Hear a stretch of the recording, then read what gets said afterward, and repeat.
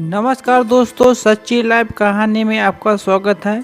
हम आए हैं एक और नई कहानी के साथ। चलते हैं, कहानी की शुरुआत करते हैं। एक बार की बात है, किसी जंगल में एक कौवा रहता था।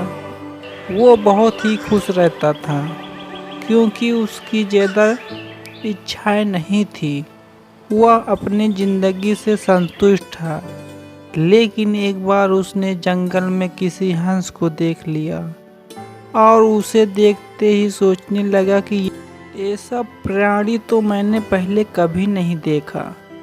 इतना साफ और सफ़ेद, यह तो इस जंगल में औरों से बहुत सफ़ेद और सुंदर है, इसलिए यह तो बहुत खुश रहता होगा। कौवा हंस के पास गया और पूछा, भाई तुम इतने सुंदर हो, इसलिए तुम बहुत खुश हो गए। इस पर हंस ने जवाब दिया, हाँ, मैं पहले बहुत खुश रहता था जब तक मैंने तोते को नहीं देखा था।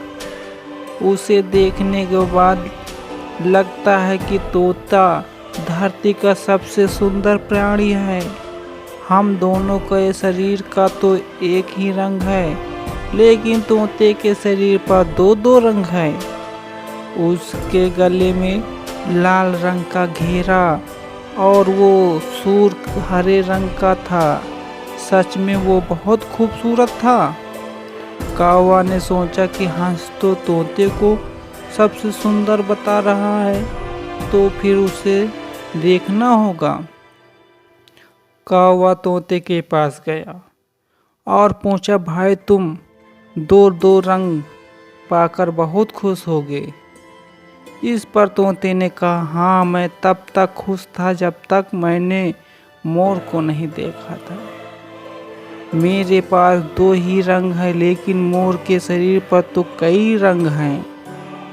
अब कौवे ने सोचा, सबसे ज़्यादा खुश कौन है, यह तो मैं पता करके ही रहूँगा। इसलिए अब मोर से मिलना ही पड़ेगा।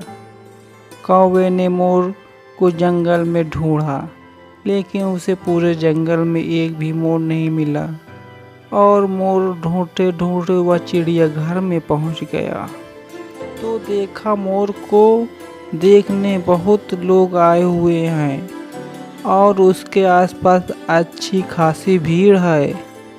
सब लोग के जाने के बाद कौवे ने मोर से पूछा, भाई तुम दुनिया के सबसे सुंदर जीव हो और रंग बिरंगे हो। तुम्हारे साथ लोग फोटो खिंचवा रहे हैं, तुम्हें तो बहुत अच्छा लगता होगा और तुम तो दुनिया के सबसे खुश जीव होगे।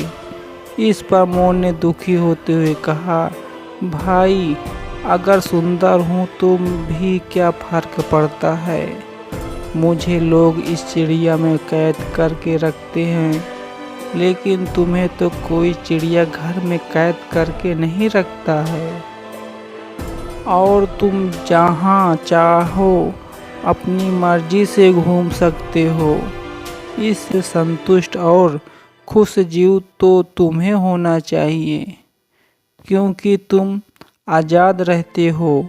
कौवा हैरान हो रह गया, क्योंकि उसके जीवन की अहमियत कोई दूसरा बता गया। दोस्तों, ऐसे ही हम लोग भी करते हैं। अपनी खुशियाँ और गुणों की तुलना दूसरों से करते हैं, ऐसे लोग से जिनका रहन सहन का माहौल हमसे बिल्कुल अलग होता है। हमारी ज़िंदगी में बहुत सारी ऐसी चीज़ होती हैं जो केवल हमारे पास है, लेकिन हम उसकी अहमियत समझकर खुश नहीं होते।